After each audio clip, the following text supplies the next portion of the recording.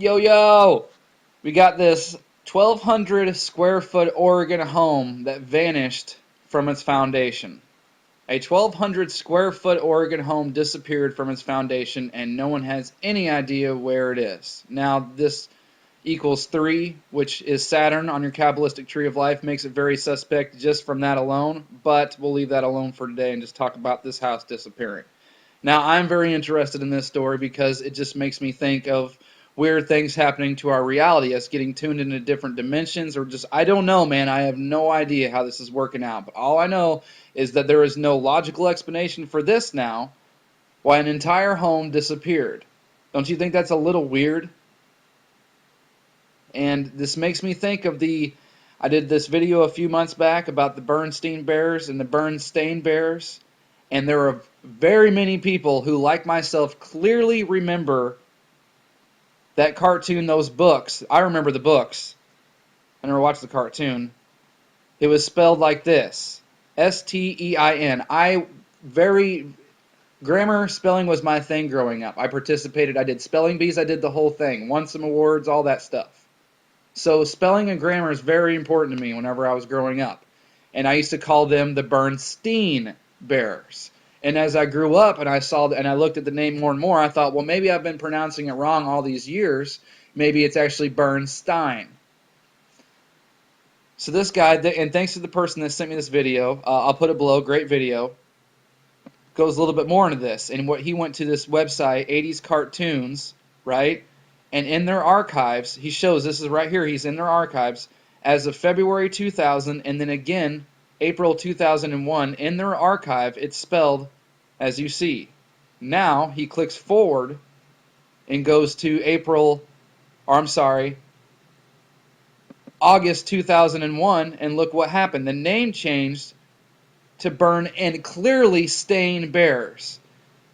And all of us agree that we would not have made such a mistake calling these things Bernstein or Bernstein. We would have been calling them correctly as Bernstain if this is how they were spelled. If you go on eBay and look for the Berenstain Bears, you'll find it spelled Stein. There is a huge debate going on, and it's very weird that all of a sudden it just makes me think this. Just to me, I find it related. Because one minute something's one way, and then the next minute it's gone. And there's no record.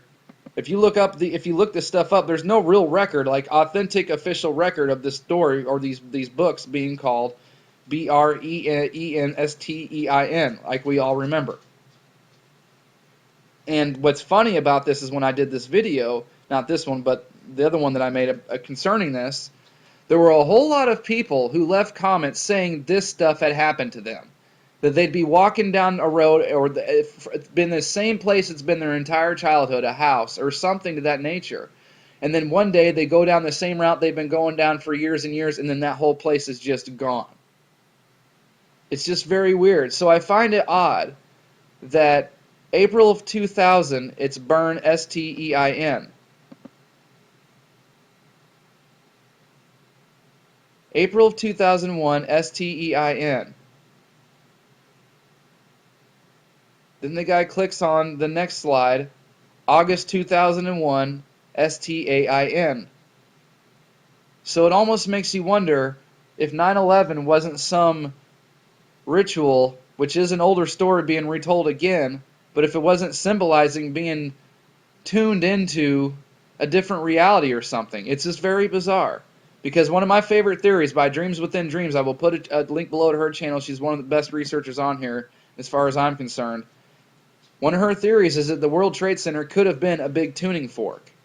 It looks a hell of a lot like one to me, man. It sure does.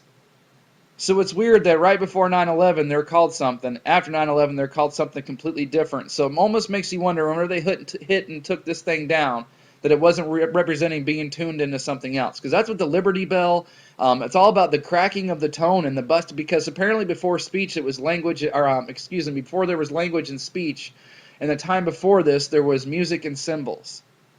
So it almost makes you wonder if there is some sort of, I mean, and I know how far-fetched and crazy this sounds. I'm very well aware of it. But but this is supposedly a real story. They're stumped. The whole house just vanished. You're telling me that's not far-fetched? And what's interesting, this is from a quote from a guy named Max Brooks from the New York Times a long time ago. Max Brooks is a guy who wrote the Zombie Survival Guide. He's just a big popular pop culture author icon kind of guy. He said since 2001, people have been scared, he explained. There's been some really scary stuff that's been happening. 9/11, Iraq, Afghanistan, blah, blah, blah, blah, blah. I think people really feel like the system's breaking down. So since 2001, I think people really feel like the system is breaking down. So that, again, that just makes me wonder, whenever they took those towers down, if they weren't signifying a different reality, the system breaking down, a different frequency, a different tone, different dimensions merging. I don't know. But there are some real weird changes going on that people can't explain. And I just wanted to bring this to everybody's attention because I just thought it was kind of neat and I wanted to share it. So thank you again to the person that sent me this video. I'll put it below, and I'll definitely put up below Dreams Within Dreams. If we just work together, man, I really feel like we could get this stuff figured out. And she's one of the few people that advocate actually doing that and is trying to be a good, teammate and work as a team. So I really appreciate that because people just don't want to get along. Stupid. Oh, transition crash hoax. No, it's not. Oh, let's break up the whole thing. And I want to cheesy Pete's, man. God.